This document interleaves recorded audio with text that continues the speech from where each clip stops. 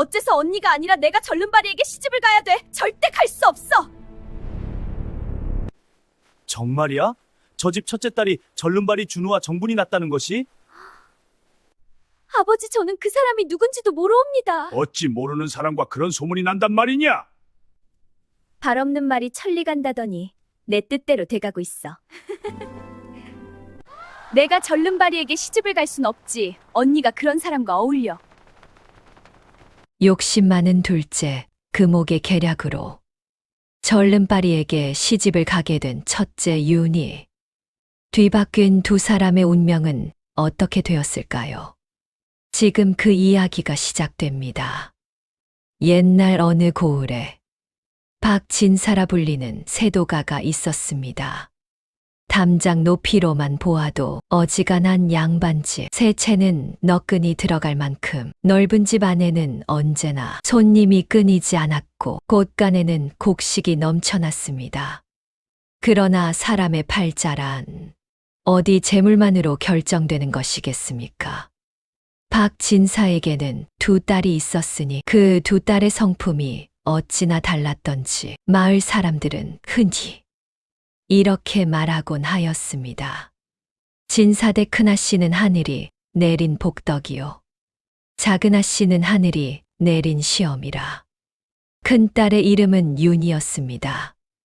갓 20을 넘긴 나이에 얼굴이 단아하고 눈빛이 맑았으며 말수가 적은 대신 한 번 입을 열면 그 말에 군더더기가 없었습니다. 이른 새벽에 일어나 마당을 쓸고 어머니의 약탕관을 직접 다리며 아버지의 서책을 정갈히 정리하는 것이 일과였지요. 혼자 방에 앉아 바느질을 할 때도 그 손끝에서 나오는 솜씨가 어찌나 고왔던지 마을의 부인들이 몰래 담장 너머로 들여다보곤 하였습니다. 그런가 하면 둘째 딸의 이름은 금옥이었습니다. 금옥이는 언니와 달리 목소리가 크고 눈치가 빨랐으며 무엇을 보든 먼저 내 것이 될 수 있는가를 따지는 버릇이 있었습니다. 아버지가 사탕 한 봉지를 사오면 자기 목부터 챙겼고 새 비단이 들어오면 언니보다 한치라도 더 넓은 감을 고르려 하였습니다. 그 눈 안에서 언제나 불꽃 같은 욕심이 타오르고 있었으니 보는 이에 따라서는 그것이 영특함으로 보이기도 하였으나 가까이 두고 지켜본 사람들은 그 불꽃이 언젠가 주변을 태울 것을 직감하고 있었습니다. 바로 그 무렵 인근 고을에서 혼담이 하나 날아들었습니다. 이 판서댁이라 하면 한때는 조정의 요직을 두루 거친 명문가였으나 판서 어른이 돌아가신 후로 가세가 급격히 기울어 이제는 옛 명성의 그늘만을 겨우 붙들고 살아가는 처지였습니다. 그러나 가문의 품격이라는 것이 재물처럼 하루아침에 사라지는 것은 아니었어. 여전히 고을 사람들은 이 판서댁이라 하면 고개를 숙이는 풍습이 남아 있었지요.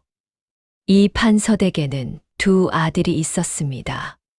첫째 아들 이정우는 22살의 나이에 이미 사서삼경을 두루 섭렵하고 고을 향교의 선비들도 그의 문장력을 입을 모아 칭찬하는 인재였습니다.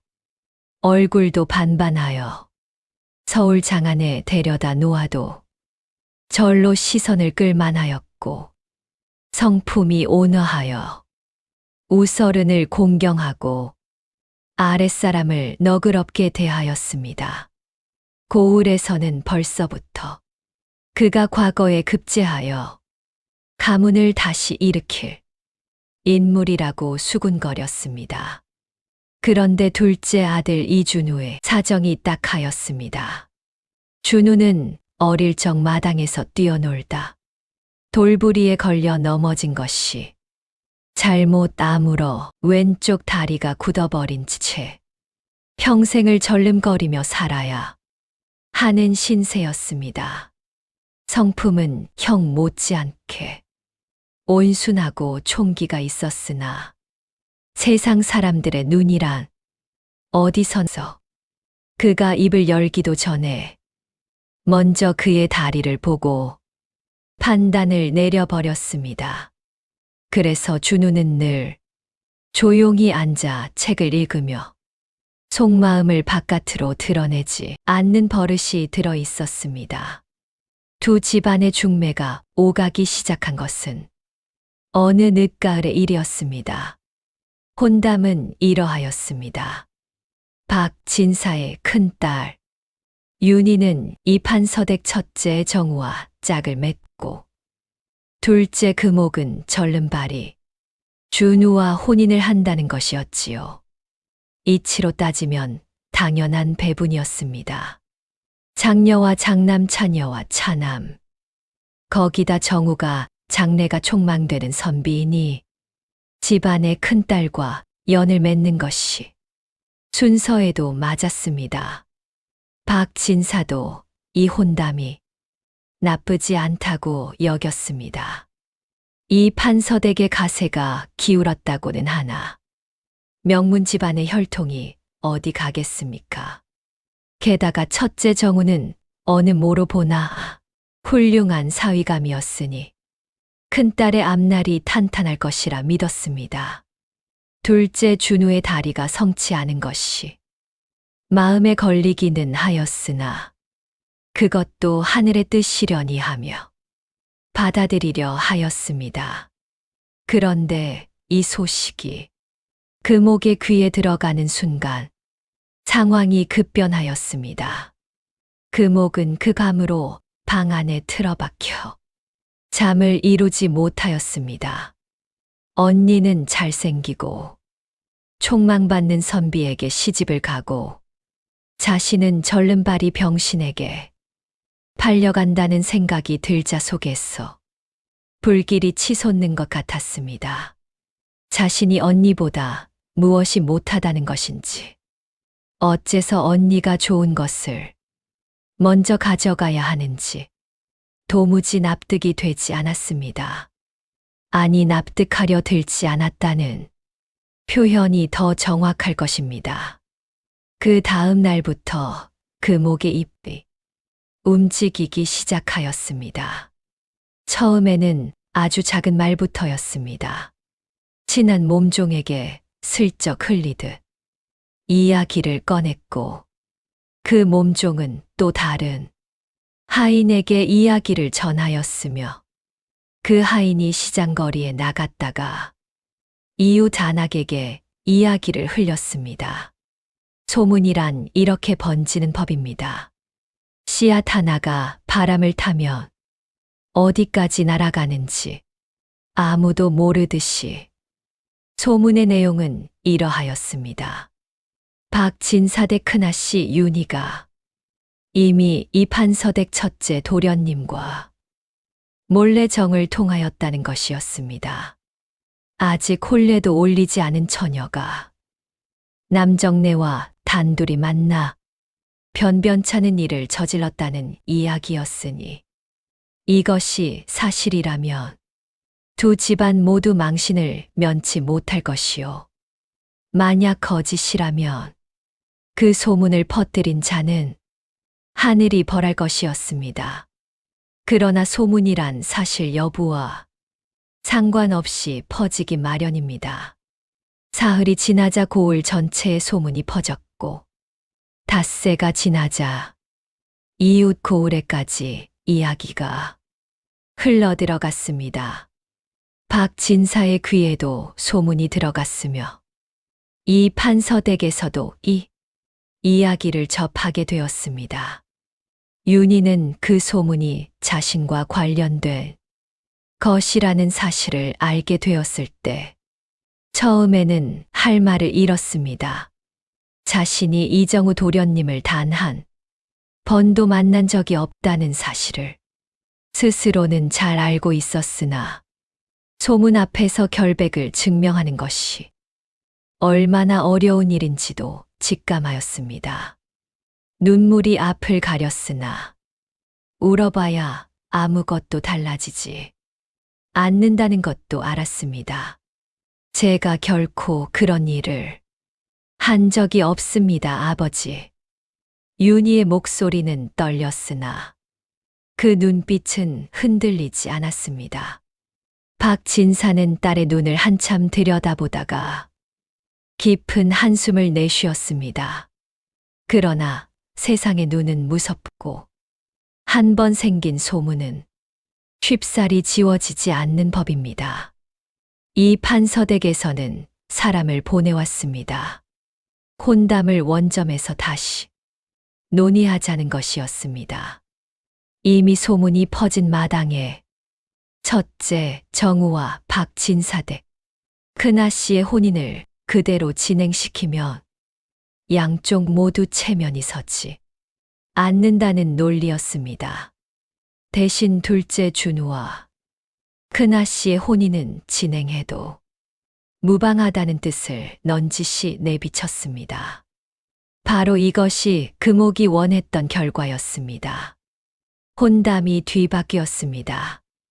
박진사댁 큰딸 윤희는 절름발이 준우에게 시집을 가게 되었고, 둘째 금옥은 잘생긴 선비 정우와 혼인을 하게 되었습니다. 금옥은 겉으로는 별 표정을 짓지 않았지만 방에 돌아와 혼자 앉았을 때 입꼬리가 올라가는 것을 주체하지 못하였습니다.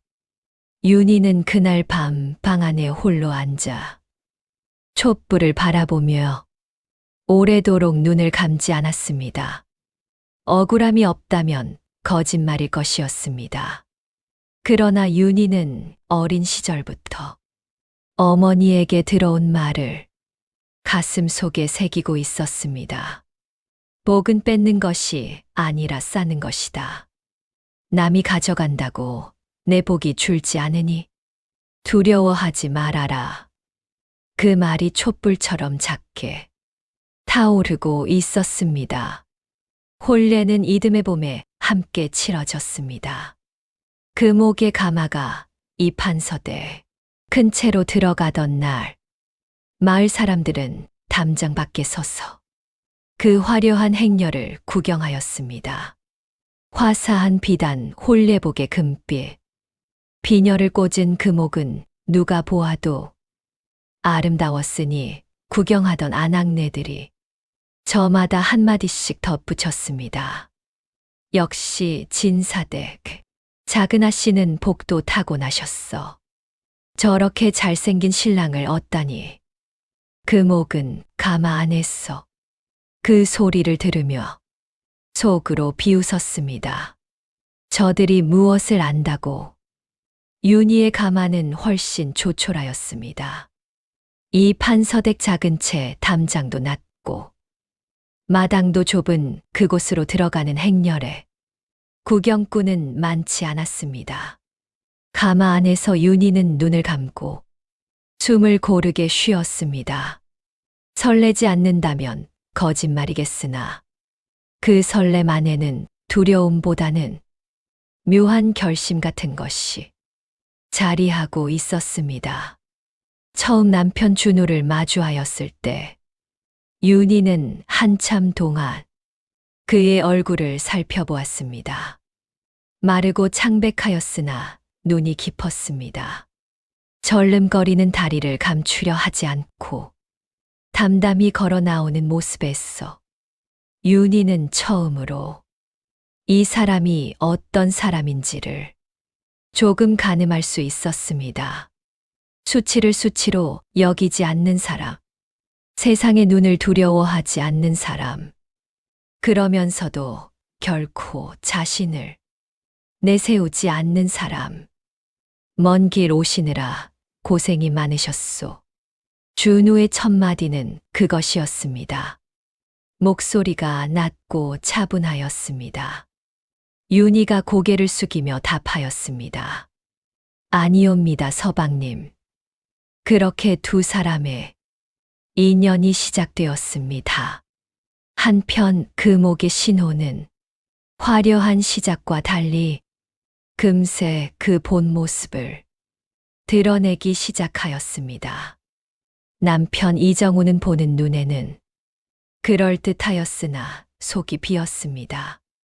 항문을 닫겠다며 글방에 앉아 있는 시간보다 고을의 주막을 전전하는 시간이 훨씬 많았고, 주막에서 술을 마시다 투전판에 끼어드는 것이 습관이 되어버린 지 오래였습니다.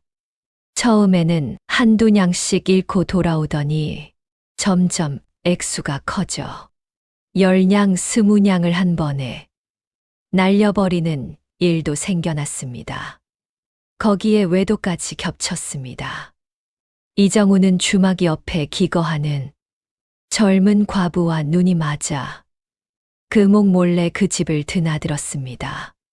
처음에는 냄새로 알아챘습니다.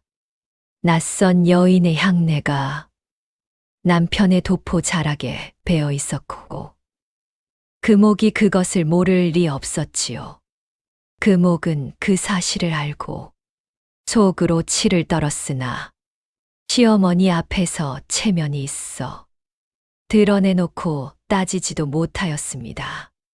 시어머니 이씨 부인은 가세가 기운 것도 서러운 터의 맏며느리가 살림을 잘 꾸려주기를 바랐으나 금옥의 성품이 원래 그런 쪽과는 거리가 멀었습니다.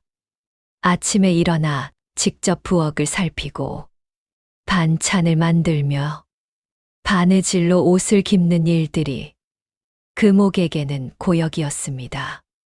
그러다 보니 시어머니와의 마찰이 잦아졌고, 시어머니는 금옥의 게으름과 건방짐을 날마다 꾸짖었습니다.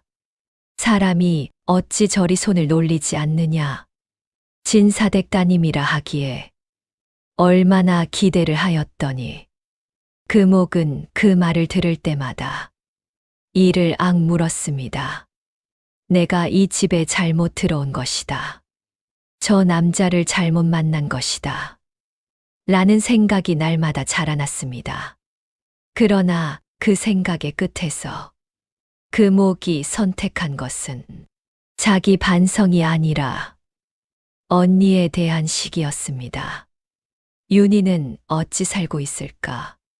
이 물음이 떠오를 때마다 금옥은 묘한 불안감에 사로잡혔습니다.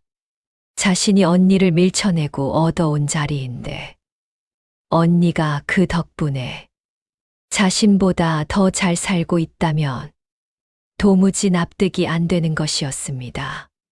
그러나 윤희의 살림은 다른 차원의 이야기였습니다.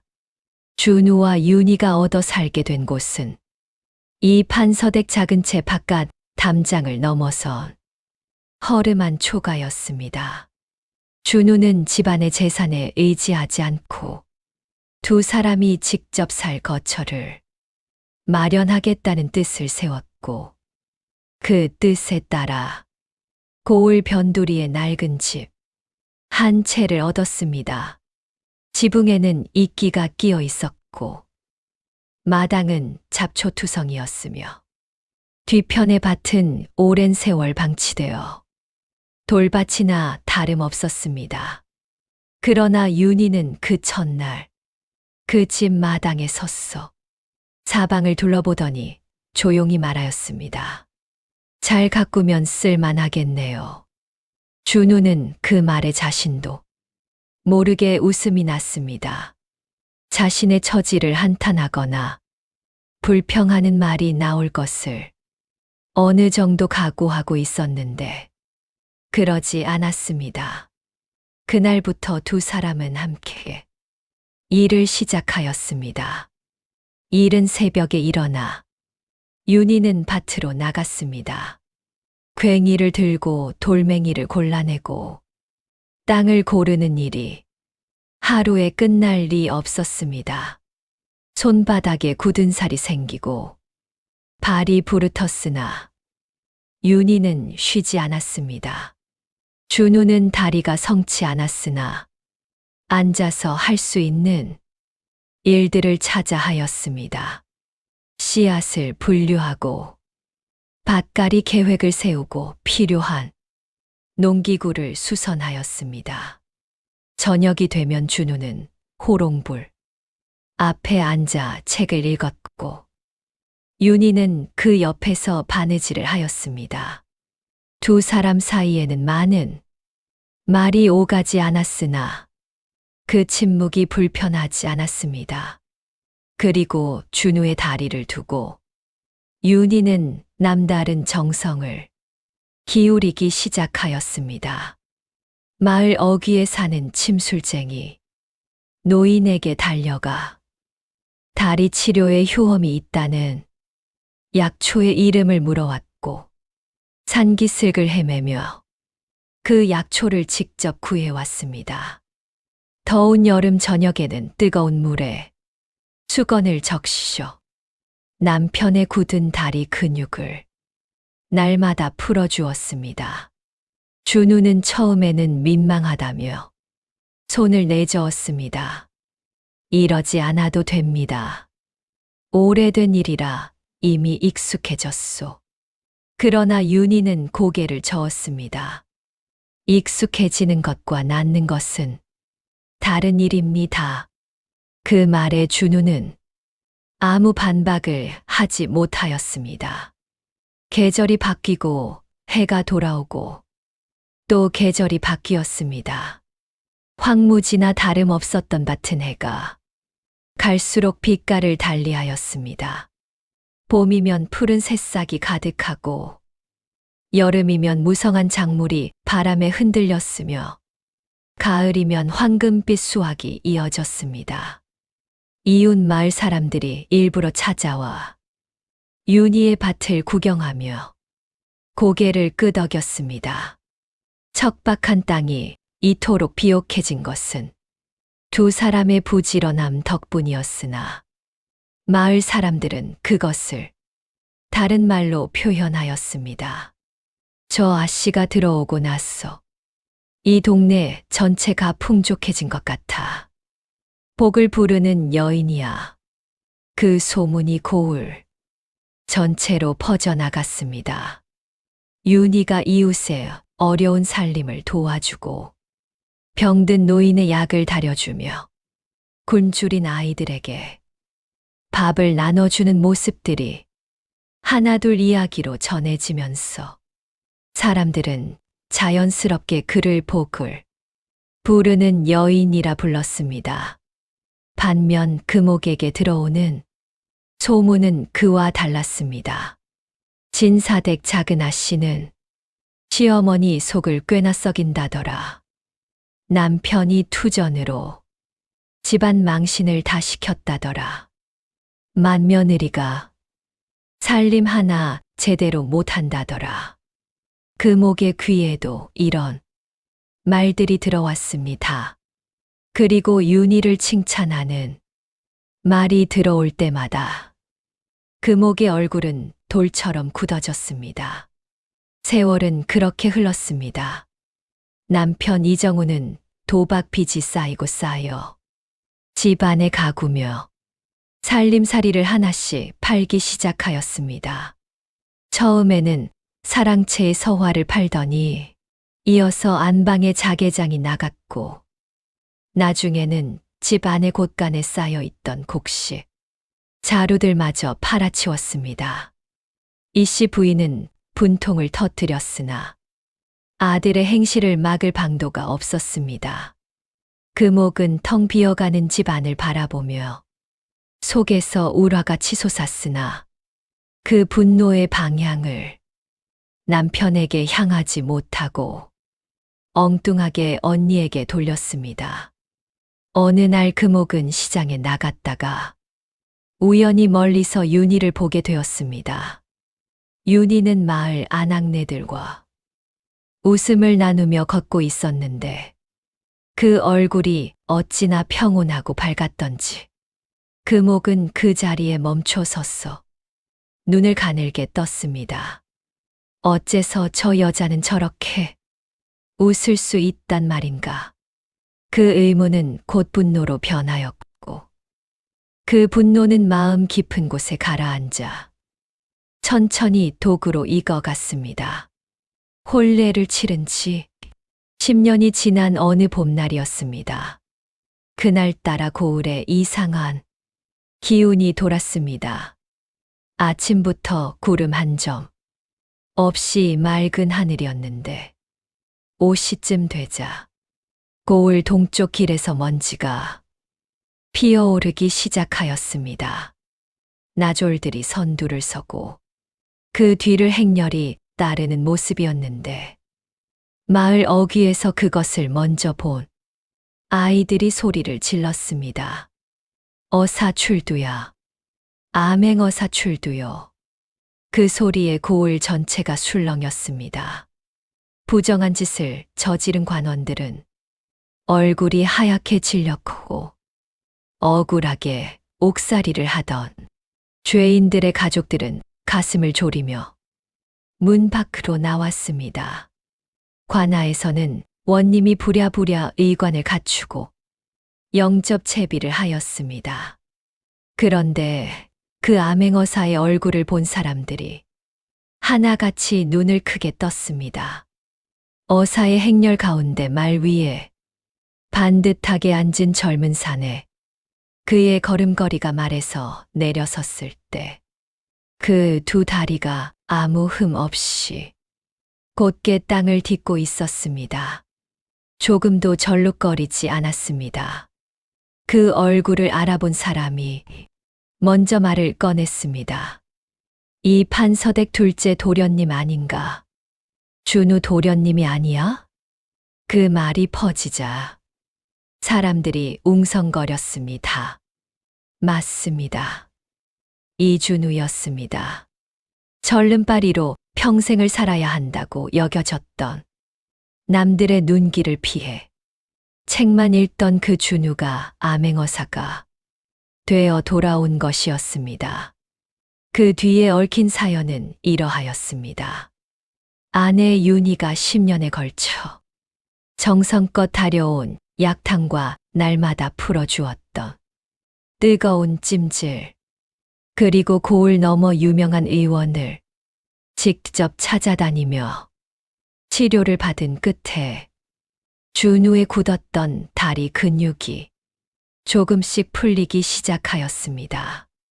처음에는 통증이 줄어들었고, 이어서 걷는 것이 예전보다 수월해졌으며, 수년의 치료 끝에 마침내 절름거리지 않고 걸을 수 있는 날이 왔습니다.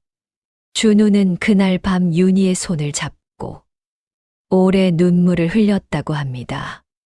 다리를 회복한 준우는 그 뒤로 더욱 분발하여 공부에 전념하였습니다. 이미 10년 동안 밤낮으로 책을 놓지 않은 덕분에 학문의 깊이가 남달랐고, 과거 시험장에 나아가서는 첫 번에 급제하여 관직을 받았습니다. 그리고 그 탁월한 실력과 고든 성품이 조정에 알려져 암행어사의 직책을 부여받게 된 것이었습니다. 그런데 준우가 암행어사가 되어 이 고을로 내려온 것은 우연이 아니었습니다. 그는 이미 이 고을에 조사해야 할 일들이 있다는 것을 알고 있었습니다. 부정한 세금 징수와 옥중 비리, 그리고 그 외 여러 불법 사안들, 그 목록 안에는 그가 가족의 일로 이미 예전부터 알고 있었던 사건도 포함되어 있었습니다. 한편 이정우의 집안은 그즈음 완전히 무너져 있었습니다. 도박 빚으로 집안에 재산을 탕진한 것도 모자라 이정우는 영모에 연루된 세력과 어울리다가 그 죄에 함께 얽히게 되었습니다. 영모죄는 삼족을 멸하는 큰 죄였으니 이정우 본인은 물론 집안, 전체가 풍비박산이 났습니다. 이 판서댁의 남은 재산마저 모두 몰수되었고, 시어머니 이씨 부인은 병이 들어 자리에 누웠으며, 금옥은 집에서 쫓겨나 거리로 나앉는 신세가 되었습니다. 거리에 앉아 찬 봄바람을 맞으며 금옥은 처음으로 두려움을 느꼈습니다. 그러나 그 두려움이 자신의 지난 행동을 돌아보게 하는 방향으로 가지는 못하였습니다. 금옥의 눈에는 여전히 윤희가 보였습니다. 언니는 지금 어디서 무엇을 하고 있을까? 남편이 암행어사가 되어 돌아왔다는 소리가 벌써 들려오고 있었습니다. 절름발이었던 준우가 과거에 급제하여 어사가 되었다는 것이 믿기지 않았고, 그것이 믿어지기 시작하자 금옥은 분노로 몸이 떨렸습니다. 내가 이 꼴로 거리에 앉아 있는데 언니는 정경 부인이 될 판이구나. 그 생각이 들자 금옥은 눈이 뒤집혔습니다. 결국 금옥은 최후의 술을 꺼내 들었습니다. 그것은 악랄한 계략이었으나 궁지에 몰린 금옥에게는 그것밖에 보이지 않았습니다. 금옥은 남은 돈을 긁어모아 고을에서 증언을 팔 만한 건달 2명을 매수하였습니다. 그리고 관아에 고발장을 제출하였습니다.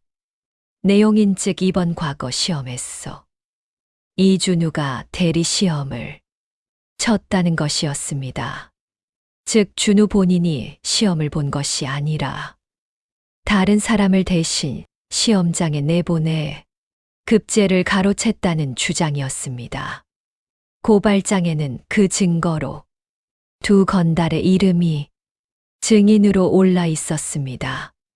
과거 대리 시험은 중죄였습니다.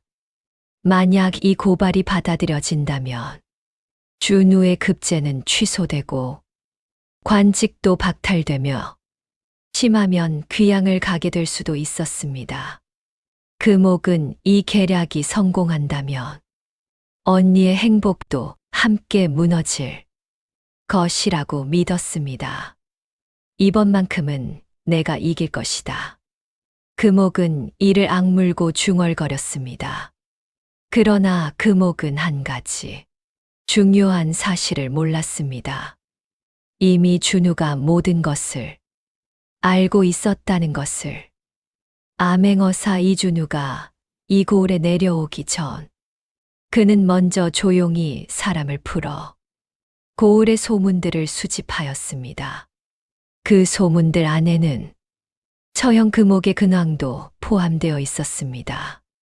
거리에 나앉은 금옥이 돈을 뿌리며 무언가를 꾸미고 있다는 이야기가 그의 귀에도 들어간 것입니다. 준우는 그 이야기를 듣고 잠시 눈을 감았습니다. 그리고 미리 손을 써두었습니다. 고발장이 관아에 접수된 날, 고을 전체에 긴장이 감돌았습니다. 암행어사를 상대로 한 고발이었으니 그 자체만으로도 대단한 사건이었고, 내용이 과거 대리 시험에 관한 것이었으니 조정에까지 보고되어야 할 사안이었습니다. 관아의 이방과 형방이 부산스럽게 움직였고, 원님은 이 사건을 어떻게 처리해야 할지 몰라 당황한 기색이 역력하였습니다. 그러나 이준우는 조금도 당황하지 않았습니다. 이튿날 아침 관아에 대청마루에 자리를 잡은 어사 이준우는 관원들과 고을, 백성들을 모두 불러 모았습니다. 그 자리에 금옥도 불려왔습니다. 금옥은 억지로 당당한 표정을 유지하려 하였으나 준우의 침착한 눈빛 앞에서 그 얼굴이 미세하게 흔들렸습니다. 어사는 먼저 입을 열었습니다. 고발장을 읽었소. 과거 대리 시험의 증인으로 2 사람의 이름이 올라 있으니 그 두 사람을 먼저 불러들이시오. 나졸들이 금옥이 매수한 건달 2명을 데리고 왔습니다. 두 사람은 어사 앞에 무릎을 꿇었고 금옥은 그 모습을 보며 속으로 숨을 죽였습니다. 시킨 대로만 하면 된다. 저들이 말을 맞추었으니 이제 게임은 끝난 것이다. 그러나 어사가 두 사람에게 건넨 첫 마디는 이것이었습니다. 아는 대로만 말하시오. 진실을 말하면 살 것이오. 거짓을 말하면 참 대가 몰락할 것이오. 그 순간 두 건달의 얼굴이 동시에 굳어졌습니다. 그들이 이 자리에 서기 전날 밤 이미 어사의 사람들이 찾아와 조용히 이야기를 나누고 갔다는 것을 금옥은 알 도리가 없었습니다. 어사의 사람들은 이미 두 건달이 누구에게서 돈을 받았는지, 얼마를 받았는지, 어떤 내용의 거짓 증언을 하도록 지시받았는지를 모두 파악하고 있었습니다. 두 건달은 서로 얼굴을 마주 보았습니다. 그리고 천천히 고개를 숙였습니다. 사실이 아닙니다. 저희는 박가댁 작은 아씨에게 돈을 받고 거짓 증언을 하기로 하였습니다. 그 말이 떨어지는 순간 대청 마루 안에 있던 모든 사람들의 시선이 금옥에게 쏠렸습니다. 금옥의 얼굴에서 핏기가 가시고 입술이 파랗게 질렸습니다. 다리가 떨렸습니다. 계략이 완전히 뒤집혔다는 것을, 이제는 피할 곳이 없다는 것을 직감하였습니다. 어사는 그 자리에서 신문을 이어갔습니다. 이번에는 오래전에 퍼진 소문들을 하나씩 짚어나갔습니다. 10년 전 박진사댁 큰아씨가 이 판서댁 첫째 도련님과 몰래 정을 통하였다는 소문.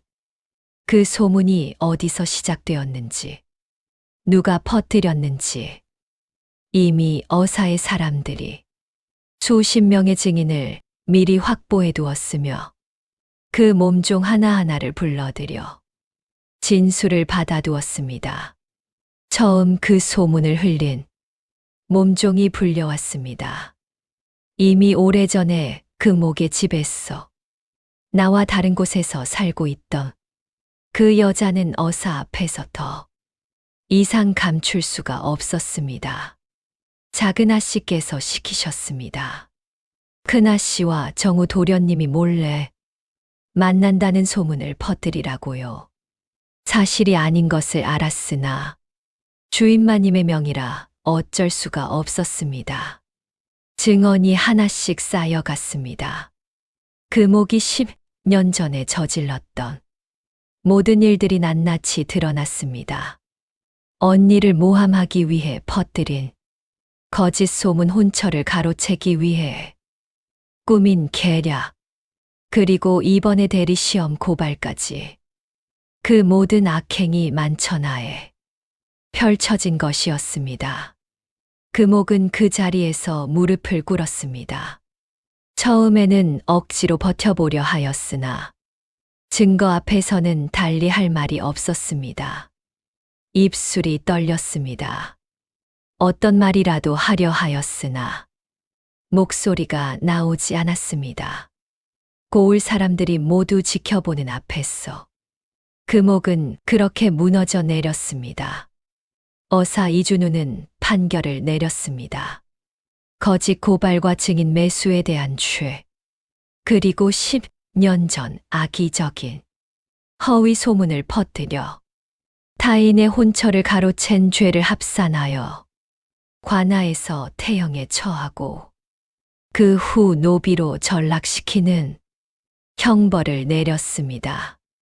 가혹하다고 여기는 사람도 있었으나 지켜보던 고을 사람들 중 이 일을 제기하는 이는 아무도 없었습니다. 형이 집행되는 날, 윤희는 그 자리에 있었습니다. 윤희는 매질을 당하는 금옥의 모습을 차마 정면으로 바라보지 못하고 고개를 옆으로 돌렸습니다. 어느 곳에서 눈물이 흘러내렸는지도 모르게 볼을 타고 내려왔습니다. 준우가 그 옆에 섰어 조용히 말하였습니다. 처형을 불쌍히 여기는 것이오? 윤희는 잠시 생각하다가 답하였습니다. 불쌍하기도 하고 슬프기도 합니다. 저 아이가 처음부터 이렇지는 않았을 테지요.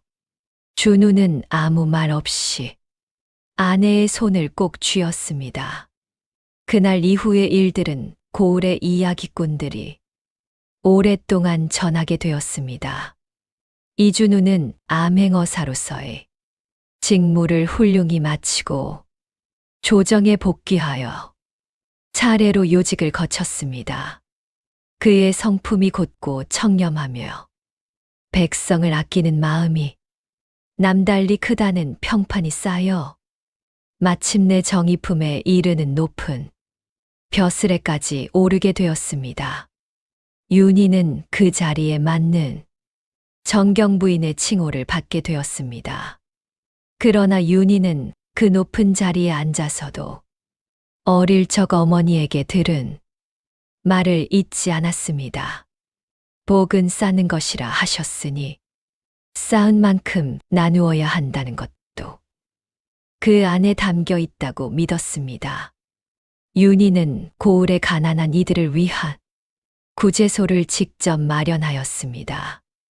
먹을 것이 없는 사람들에게는 곡식을 나누어 주고 병든 사람들에게는 약을 구해다 주었습니다. 아이들이 글을 배울 수 있도록 서당을 열고 글 선생에게 드리는 사례도 직접 마련하였습니다. 고을의 노인들은 그를 살아있는 보살이라 하였고 아이들은 그의 이름을 들으면 눈을 반짝였습니다. 준우는 그런 아내를 바라볼 때마다 감사한 마음을 가슴 깊이 새겼습니다. 자신이 오늘 이 자리에 있을 수 있었던 것은 단지 재능이나 노력만이 아니라 10년 동안 변함없이 곁에 있어준 그 사람 덕분이라는 것을 그는 너무나 잘 알고 있었습니다. 어느 해 겨울 두 사람이 함께 온기 따스한 방 안에서 마주 앉았을 때 준우가 불현듯 말하였습니다.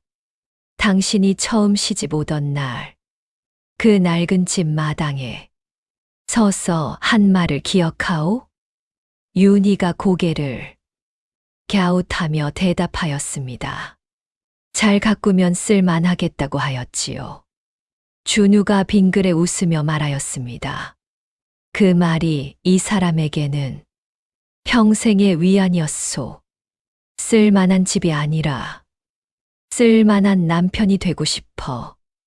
이 사람이 버틸 수 있었으니 윤희는 그 말에 소리 내어 웃었습니다. 처음 만났을 때 낯설고 조용하던 그 웃음이 이제는 온 방을 가득 채울 만큼 환해져 있었습니다. 금옥의 이후 행적은 전해지는 이야기마다 조금씩 달랐습니다. 어떤 이야기에서는 먼 지방의 노비로 팔려가 다시는 고을로 돌아오지 못하였다고 하였고, 또 다른 이야기에서는 몇 해 지나 주인의 은혜를 입어 천인의 신분에서 벗어나 어디선가 조용히 살았다고도 하였습니다. 어느 쪽이 사실인지는 알 수 없으나 분명한 것은 금옥이 욕심으로 빼앗으려 하였던 것들이 모두 그의 손에서 빠져나갔다는 것입니다. 남의 복을 훔치어다 제 복까지 잃어버린 셈이었습니다. 고을 사람들은 이 이야기를 오래도록 전하였습니다. 겨울밤 화로 곁에 둘러앉아 자식들에게 이 이야기를 들려주며 말하였습니다. 남의 복을 뺏으려 하는 자는 제 복까지 잃게 된다.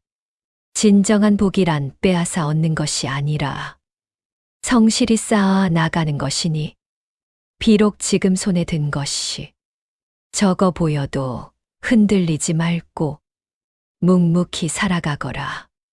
그 이야기는 해마다 다시 꺼내졌고 꺼낼 때마다 윤희의 이름이 먼저 불렸습니다. 그리고 이름이 불릴 때마다 고을 어딘가에서 그에게 복을 빌어주는 누군가가 있었습니다.